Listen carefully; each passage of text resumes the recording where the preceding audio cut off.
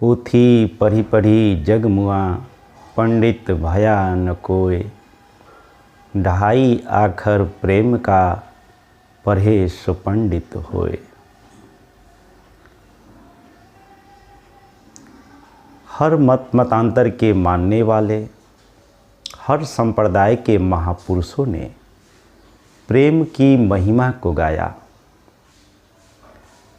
हर महापुरुषों का यह मानना है कि प्रेम में बहुत बड़ी शक्ति है। वास्तव में प्रेम में शक्ति है, लेकिन अब सोचना ये है कि हम किससे प्रेम करते हैं। किस प्रेम की बात कबीरदास ने कही या और संतों ने कहा। आपका प्रेम उस व्यक्ति से है जो आपकी इच्छाओं को पूर्ति कर दे, चाहे वो पुरुष हो, स्त्री हो, मित्र हो, बेटा हो, पड़ोसी हो, या कोई गुरु हो या भगवान हो। आप उस व्यक्ति से ही प्रेम कर रहे हैं जो आपकी इच्छाओं की पूर्ति कर दे, और जो आपकी इच्छाओं की पूर्ति न करे वह आपके लिए प्रेमी नहीं।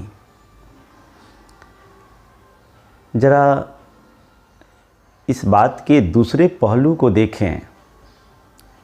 एक भक्त उस भगवान से प्रेम करता है जो चाहे और भगवान उसे दे दे, वो उससे प्रेम करता है।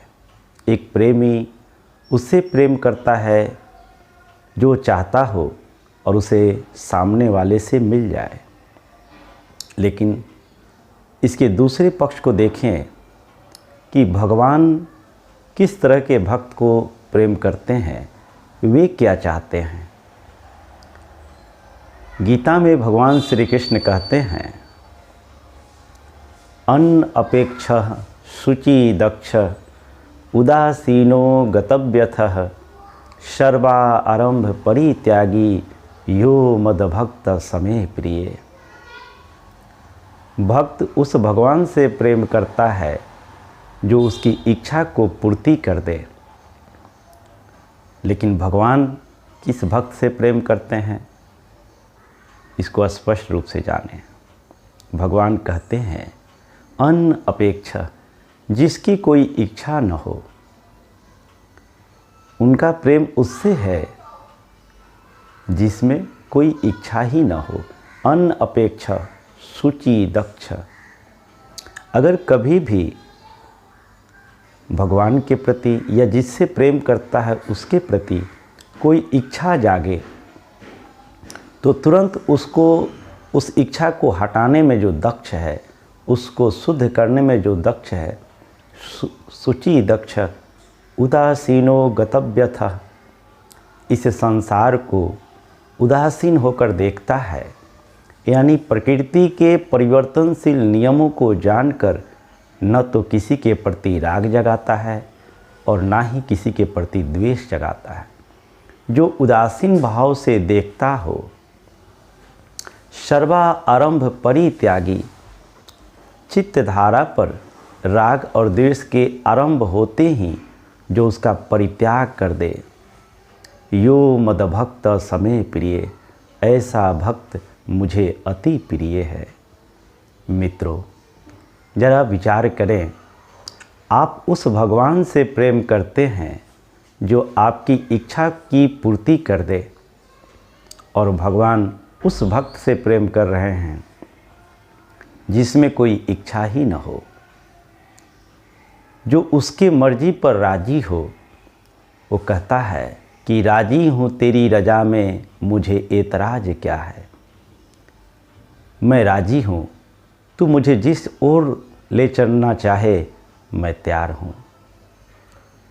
मित्रों, वास्तव में प्रेम में बहुत बड़ी शक्ति है।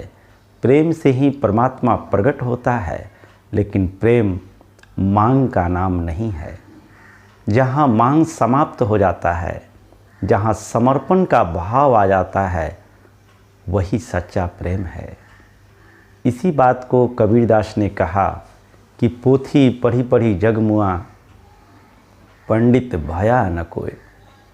कितना भी हम पोथी पढ़ लें, कितना भी विद्वान हो जाए, लेकिन अगर प्रेम को समझ नहीं पाए तो हमारा जीवन व्यर्थ है। क्योंकि प्रेम से ही तो सब कुछ प्राप्त होता है, लेकिन वह प्रेम तब होगा जब हमारे अंदर समर्पण का भाव उत्पन्न हो जाए। जहाँ मांग समाप्त हो जाए, जहाँ समर्पण ही समर्पण हो, वहाँ प्रेम घटित होता है। और यह प्रेम अनमोल है। प्रेम की महिमा इसीलिए संतों ने गाई कि प्रेम को समझो।